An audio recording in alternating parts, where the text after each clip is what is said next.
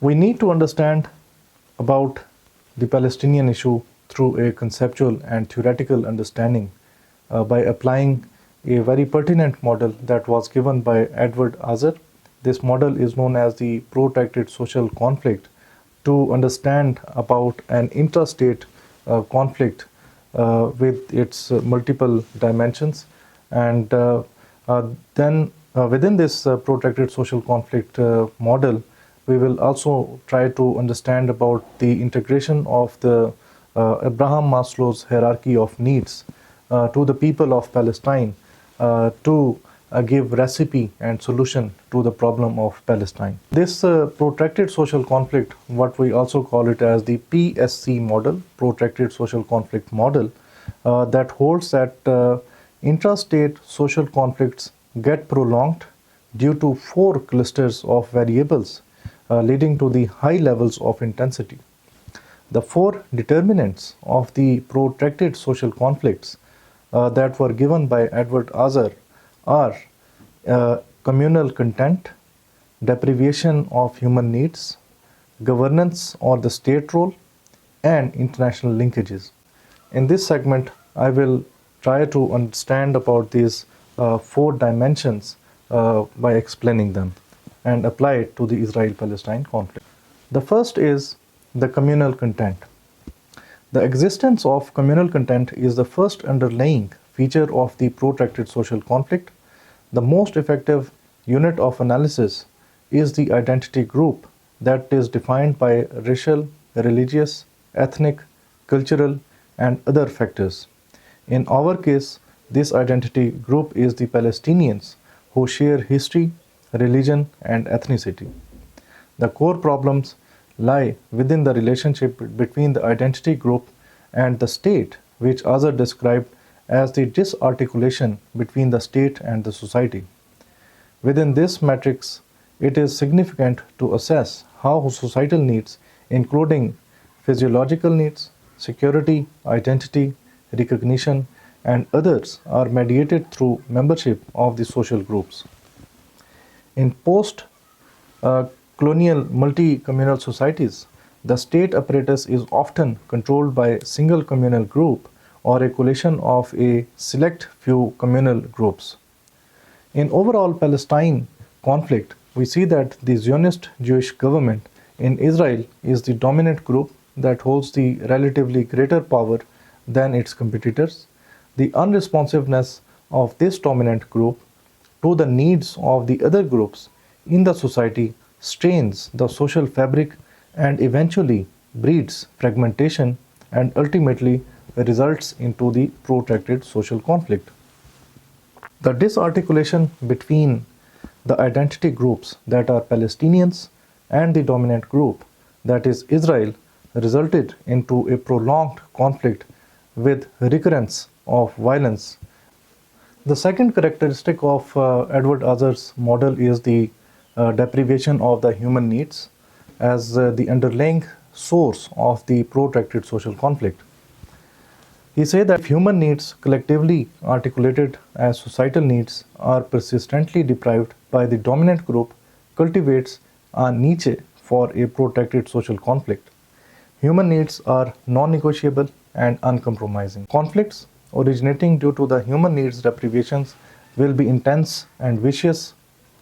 Azar articulated that security needs, development needs, and political needs, and identity needs, cultural, religious, and expressions, which also refer to the 3 basic rights of the security, subsistence, and freedom, may be the breeding ground for the conflict.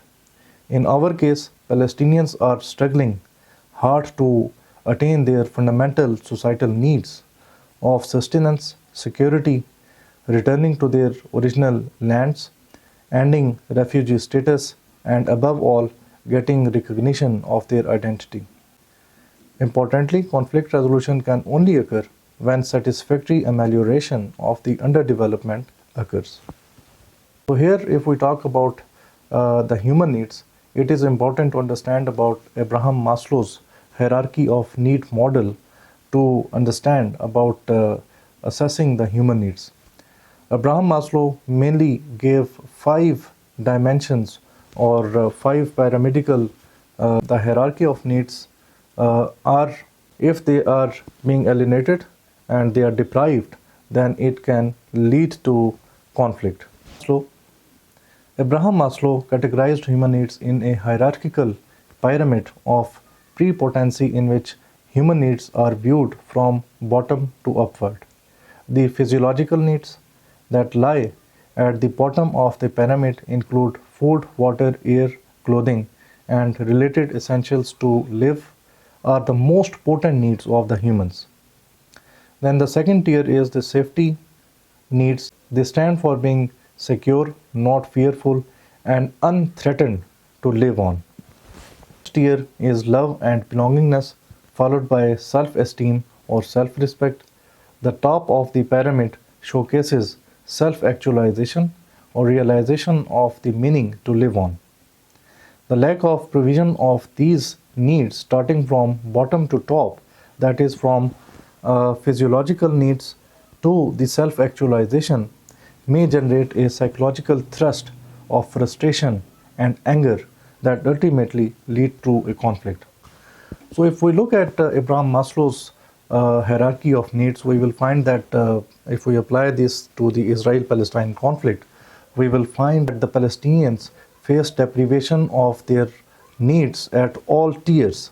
At all five levels, we will find the Palestinians are being deprived of their fundamental human needs. They have been denied the most basic needs like food, water, and shelter.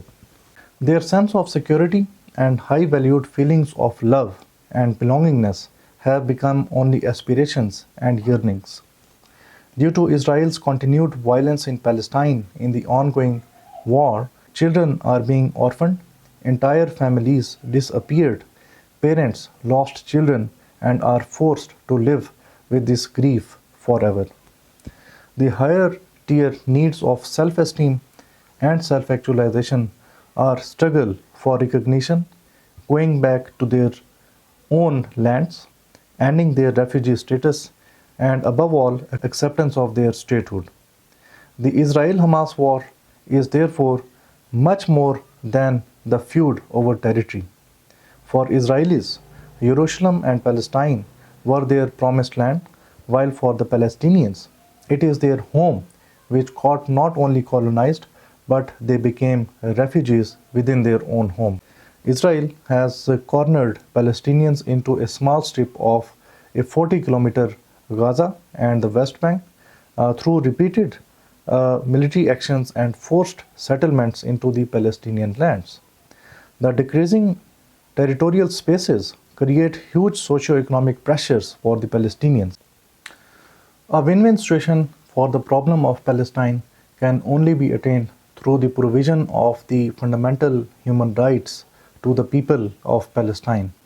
This win-win situation lies in the two-state solution.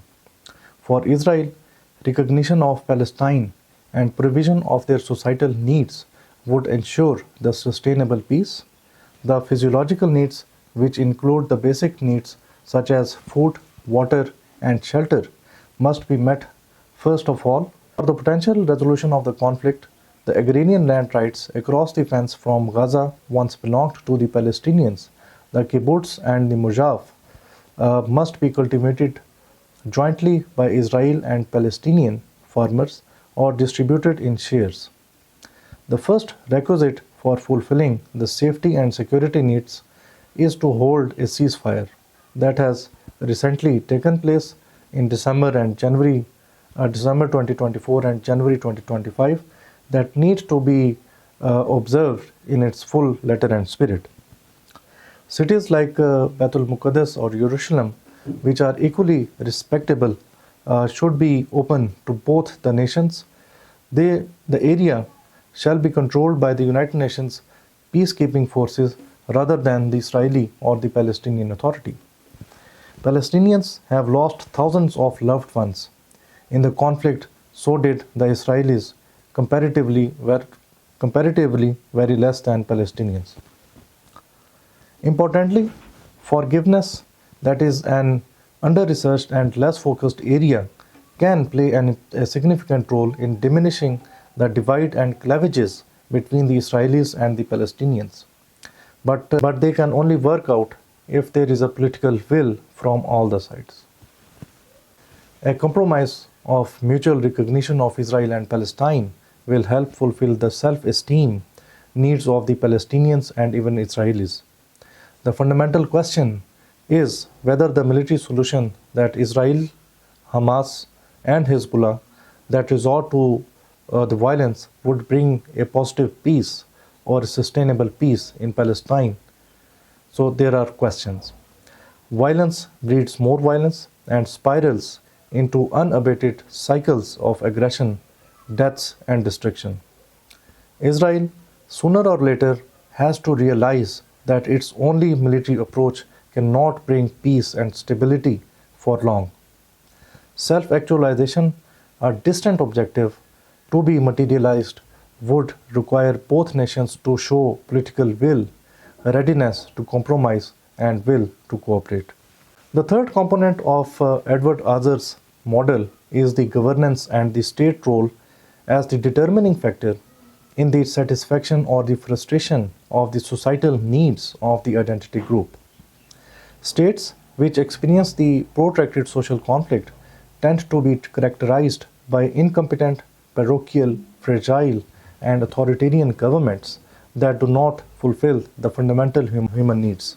He argued that in the non-Western societies, political power is often concentrated in the hands of the dominant identity group, who exploit the state to advance their interests at the expense of others.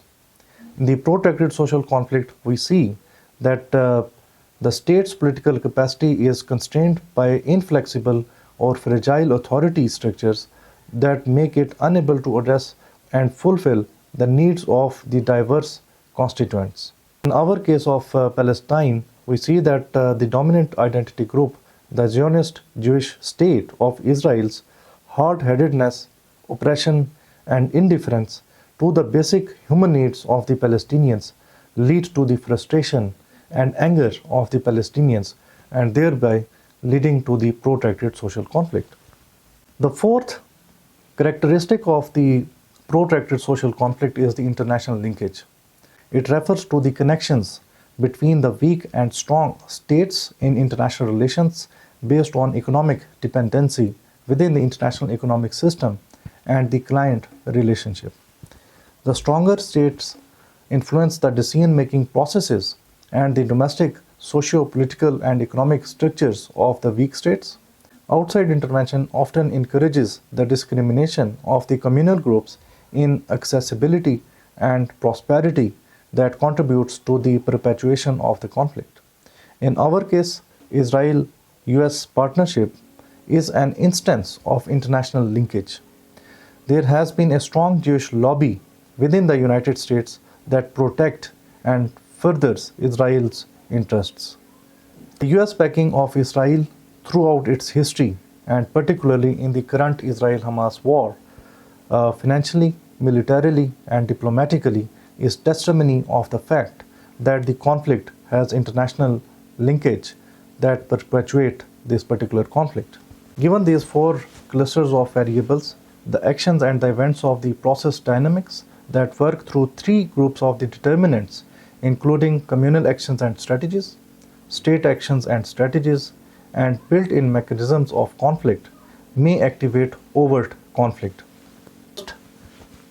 First, the communal actions and strategies refers to the involvement of the various processes of the identity group formation, such as establishment of Fatah, Palestinian Liberation Organization, Hamas, Hezbollah, and other groups.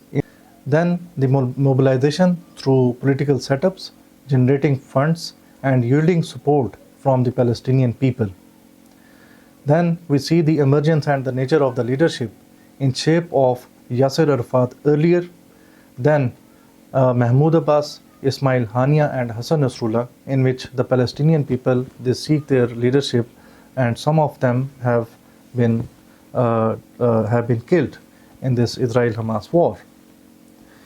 Then there is this choice of political goals, including the provision of the basic human needs, freedom from the Israeli subjugation and oppression, and above all, the establishment and recognition of Palestinian state. These groups strive for the objectives through different tactics such as political processes and negotiations, guerrilla war, violent tactics, and direct fighting. Second is the state actions and the strategies include either political accommodation such as ceasefire, engagement, and negotiations, or coercive repression or instrumental co-option such as resorting to violence, oppression, and kinetic use of force. We can take this Israel-Hamas war in which Israel has undertaken the use of force as a tool to subjugate. We can take Israel-Hamas war in which Israel has undertaken use of force and the threat of use of force intimidation to suppress the voices of the Palestinians. States' response within the protracted social conflict are often based on repression than accommodation, and this is what we see in the Israel-Palestine conflict as well. The third, there are self-reinforcing built-in mechanism of conflict once the spiral of conflict escalation is triggered. Such mechanism can be conceived through the ABC conflict triangle of John Galtung, that is attitude, behavior, and contradictions. Attitude refers to the thoughts, feelings, and desires of the conflicting parties. Palestinians feel and think betrayal, oppression, and frustration due to the sad state of affairs over prolonged unresolved issues. Behavior is translated through what is said, that is rhetoric, and what is done, any tangible action taken. The contradiction in a conflict is the core reason or the cause of the conflict. It is the specific issue or issues about which the disagreement has taken place. We see that contradiction in the Israel-Palestine conflict is the one where the goals of identity group, that is Palestinians, their right of self-determination, recognition of their identity, and call for the statehood are being blocked by Israel through aggressive behavior.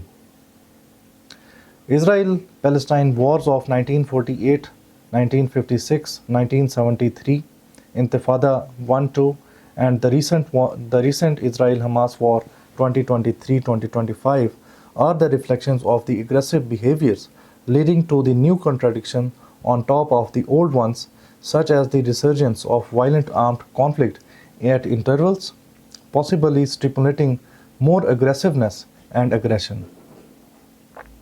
In our case, in each episode of the violent activity throughout the Israel-Palestine conflict, Israel undertakes more aggressive policies using violence, denying food and medicine access, more Jewish settlement plans in Palestinian lands, resorting to force and violence, killing innocent people, and occupying lands, pushing one ethnic group, Palestinians, to the wall. Thus, violence erupts from all parties concerned. Violence begets violence and turns into an unstoppable fire, ceasing only when the entire house has been consumed. Palestine, Lebanon, and the adjacent areas like Yemen, they are burning, and if interventions are not made for conflict resolution, it will perpetuate unabated for the unforeseeable future. Moreover, conflict resolution requires a willingness from all parties to negotiate with political will and willingness to compromise from both sides. I support the resolution of the conflict through this two-state formula as per the pre-1967 territories as called by the UN Security Council Resolution 242 in 1967. Israel must undertake its commitment as called for the UN General Assembly Resolution number 181 and 194 because it was admitted to the UN system on these conditions. The border disputes, refugee crisis, and Israeli settlement issues will be settled once the two-state solution is implemented. The grievances of the Palestinians are genuine and they cannot be repudiated for long through intimidation and violence. Are not only refugees in other states, but they have become refugees even in their own homeland. We see that the present Palestine only consists of 20% of what was promised to the UN General Assembly Resolution 181, and the Israel has undertaken most of the Palestinian territories under its control. Both factions of Palestine, Israelis and the Palestinians, they must realize that the ultimate solution lies to them. Both need to be flexible and soften their stated positions for a lasting peace in overall Palestine, a compromise in shape of acceptance of Israel as a permanent reality by the Palestinians, including by Hamas, and Israel's acceptance to the Palestinian state, ceding Palestinian territories and treaty-based security assurances under the UN Security Council can result into the lasting peace. There is no denial of the fact that Israel came into being as a result of the war, and it has expanded and consolidated into the subsequent wars. Therefore, Israel is a reality and would continue to live as a state of war to survive due to sympathies of the governments of the US and some Western countries. However, there is a growing opposition to the Israel's atrocity from within Israel, domestic communities in US and the Western communities who oppose Israel's oppression into Palestine. The new US administration of Trump has proposed to evacuate Palestinians from Gaza and send them to Jordan and Egypt and rebuild it after that is basically a flawed idea. The Arab states under the OIC have rejected the US proposal. Only the two-state solution of Israel and Palestine as defined under the United Nations can guarantee sustainable and lasting peace to the problem of Palestine. For a long-term solution, only the two-state solution is implementable and would guarantee lasting peace. The world must act now to stop the occurrence of another Israel war against the Palestinians that has happened in the recent one. There is a ripe moment for now to seize the opportunity to resolve the issue of conflict that only lies in the two-state solution. Thank you very much.